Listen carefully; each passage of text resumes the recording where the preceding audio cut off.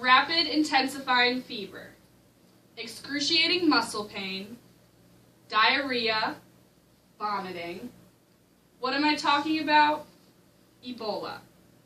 Ebola has swept the United States and scared many people. It is an infectious, generally fatal disease characterized by a fever and severe internal bleeding. Ebola is not spread through the air. It is spread by coming into contact with bodily fluids and secretions from someone else who is already infected.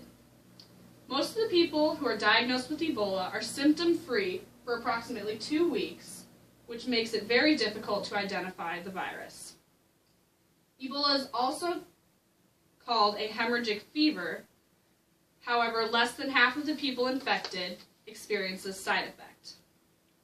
Ebola is a deadly virus that stems from a variety of African countries and origins. This virus has begun to impact the United States, and our country is working vigorously to minimize the spread and treat those who are infected. First, I'm going to discuss Ebola's history and origin in Africa. In 1976, in Western Sudan and the Dominican Republic of Congo, nearly 600 people were infected with Ebola. This was the largest outbreak in the history. 400 people passed away from this disease, giving it a mortality rate of approximately 2/3. In 1995, the second largest outbreak occurred in the Dominican Republic of Congo. 315 people were infected and 250 people died, which also has a rather high mortality rate. Total, there are 4 strains of Ebola, all of which have different mortality rates stemming above 50%. Ebola Zaire, also known as EBOZ, has a mortality rate of 88%, making it the most deadly of all the strains. Currently, the United States is fighting Ebola hemorrhagic fever. As already stated, Ebola hemorrhagic fever is not native to the United States. It's unfamiliar and difficult for us to treat.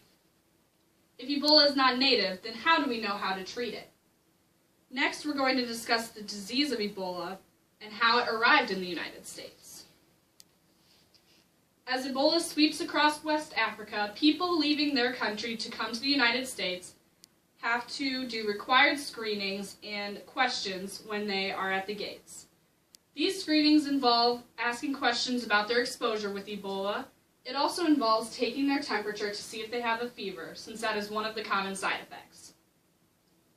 Thomas Eric Duncan, the man who brought Ebola into the United States. He answered no on his questionnaire when asked if he had come into contact or been exposed to anyone with the Ebola virus. However, it is reported that he helped a 19-year-old pregnant woman to an ambulance who later died from the disease. At the gates, his temperature was recorded at 97.3, no fever, so he was allowed to travel into Texas in the United States. It is believed that he may have had no idea of how serious his exposure to Ebola was, because of the lack of side effects that he prevented. No fever, no muscle pains, no diarrhea, nothing.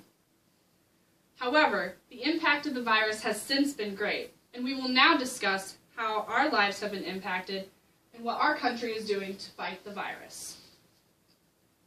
Center for Disease Control has stated that there are 3 known cases of Ebola in the United States, one of which is Thomas Eric Duncan, who passed away from his disease. The 2 other cases are nurses who helped to care for Duncan while he was sick in the hospital. These nurses have not passed away, one of which is working to recover, the other has been actually released from the hospital. Our country is working hard to minimize the spread. We're quarantining those who are infected and quarantining those who have come into contact with the virus. Despite pleas from worried Americans and other people in the White House, Obama has not issued a travel ban. However, there are travel restrictions for people traveling from West Africa into the United States. They can be quarantined for up to 2 weeks if it is believed that they have been exposed to the virus or believe that they are infected with the virus themselves.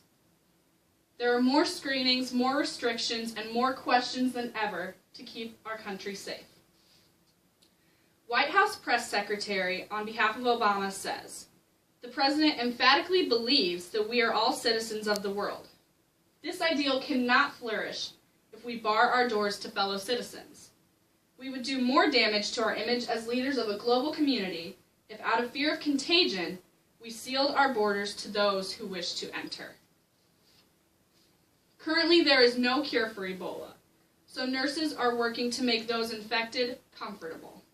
What they do is give IV fluids to keep them hydrated. They give them oxygen masks to help them breathe. They give them medicine to control the fever. And they give them antibiotics to help fight the infection. Although Ebola is a vicious, incurable disease in the United States, we're working hard to maintain control for our country. Now, Ebola may not have originated in the United States, but it's still impacting us.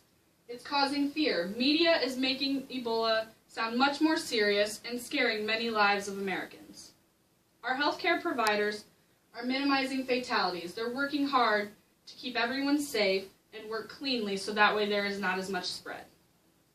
We have many doctors and many resources, unlike other countries, to help minimize the spread. Ebola virus comes from a variety of African countries and can easily take the lives of those it's infected.